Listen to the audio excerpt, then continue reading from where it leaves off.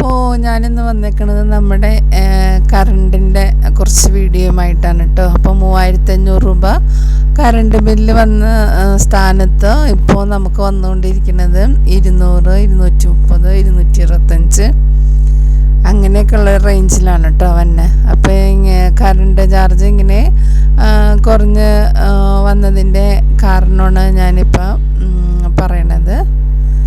അപ്പോൾ നമുക്ക് ഈ വേനൽക്കാലത്ത് വളരെ ഉപകാരപ്രദമാണ് കേട്ടോ ഇതേപോലെയൊക്കെ ചെയ്യുകയാണെങ്കിൽ. 3 AC കറണ്ടിൻ്റെ അടുപ്പ് ഇതെല്ലാം വർക്ക് ചെയ്തിട്ടൊക്കെ വന്ന കറണ്ട് ബില്ലാണ് കേട്ടോ. ഇത് പഴയതാണ്. ഇത് രണ്ടാമത് വന്ന ബില്ലാണിത്. 200 രൂപയാണ്. ബില്ലൊക്കെ പഴയതൊക്കെ എവിടെ ഇരുന്നത് ഇപ്പോൾ ഞാൻ തപ്പിപ്പിടിച്ച് കൊണ്ടുവന്നതാണ്.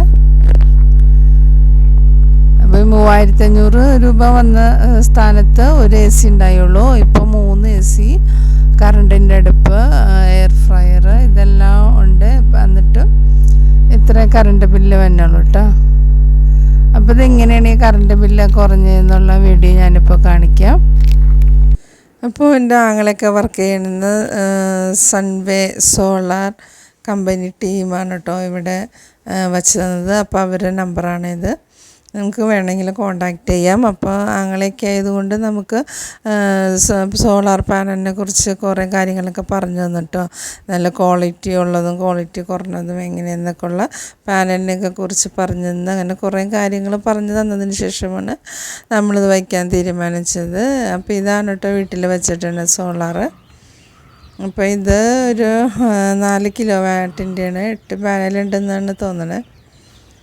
ഏറ്റവും ടോപ്പിലാരണം ഞാൻ മോളെയും കൊണ്ട് വീഡിയോ എടുപ്പിച്ചത്, ഞാൻ കയറി എടുത്തതല്ല കേട്ടോ. 8 പാനലുണ്ടെന്ന് തോന്നണേ 4 കിലോവാട്ടിന്. അപ്പോൾ ഇത് വച്ചത് കൊണ്ട് വളരെ ഉപകാരമുണ്ട്. നമുക്ക് വേനൽക്കാലത്താണ് AC കൂടുതൽ ഉപയോഗിക്കേണ്ടത്. ആ സമയത്താണ് നമുക്ക് കറണ്ടും കൂടുതൽ കിട്ടണത്. അപ്പോൾ ഇപ്പം ഞങ്ങൾ വളരെ ഹാപ്പിയാണ്. ഇപ്പം നമുക്ക് ഗ്യാസൊക്കെ ലാഭിക്കാം, ഇൻഡക്ഷൻ കുക്കറൊക്കെ ഉപയോഗിക്കാം.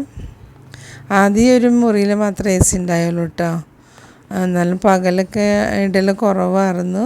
കറണ്ട് കാശൊക്കെ അധികമാവുന്ന ഓർത്ത്. എന്നിട്ട് 3500 രൂപയാണ് കറണ്ട് ബില്ലൊക്കെ വന്നത്.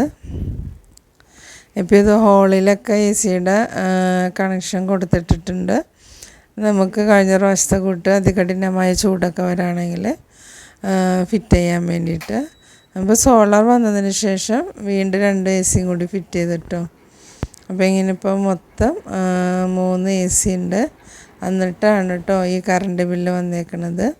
പിന്നെ വേറൊരു മുറിയിലേയും കൊണ്ട് ഫിറ്റ് ചെയ്യാൻ വേണ്ടിയിട്ടൊക്കെ കണക്ഷൻ കൊടുത്ത് ഇട്ടിട്ടുണ്ട്. അപ്പം നമുക്ക് സോളാർ ഉണ്ടെങ്കിൽ ധൈര്യമായിട്ട് കറണ്ട് ഉപയോഗിക്കാം കേട്ടോ. പിന്നെ നമുക്ക് KCBയിലേക്ക് കണക്റ്റ് ആയതുകൊണ്ട് നമുക്ക് കറണ്ട് പോകുമ്പോൾ കറണ്ട് പോകും. വന്നാലും നമുക്ക് അത്യാവശ്യത്തിന് ഇൻവെർട്ടറിൽ നിന്ന് സാധാരണ ഉപയോഗിക്കും പോലെ ഉപയോഗിക്കാം കേട്ടോ. അപ്പോൾ സോളാർ വന്നതിന് ശേഷം ഞാൻ വാങ്ങിച്ച സാധനങ്ങളാണിത്. കറണ്ടിൻ്റെ അടുപ്പ്, എയർ ഫ്രയർ, ഗ്രൈൻഡർ. അപ്പോൾ ആദ്യം ഇതൊന്നും ഉണ്ടായില്ല കേട്ടോ. അപ്പോഴൊക്കെയാണ് ഈ 3500 രൂപ കറണ്ട് ബില്ല് വന്നത്. അപ്പം നിങ്ങൾക്ക് ആർക്കെങ്കിലുമൊക്കെ ഉപകാരപ്രദമാവണമെങ്കിൽ അല്ലെങ്കിൽ ഇതിനെക്കുറിച്ച് എന്തെങ്കിലും അറിവ് വേണമെന്ന് ഓർത്താണ് കേട്ടോ വീഡിയോ ഇട്ടത്. സംശയം ഉണ്ടെങ്കിൽ കമൻറ്റ് ചെയ്യുക. മഴക്കാലത്ത് കറണ്ട് കുറവായിരിക്കും. അപ്പം നമുക്ക് അത്യാവശ്യം ഉള്ള സാധനങ്ങളൊക്കെ ഉപയോഗിക്കാനുള്ള കറണ്ട് ഉണ്ടാവും. ആ സമയത്ത് നമ്മൾ AC ഉപയോഗിക്കില്ലല്ലോ. അപ്പോൾ പിന്നെ അധികം കറണ്ടിൻ്റെ ആവശ്യമില്ല. അപ്പോൾ AC ഉപയോഗിക്കണില്ലെങ്കിൽ ഇപ്പോൾ 220 രൂപ കറണ്ട് ബില്ല് വരില്ല കേട്ടോ.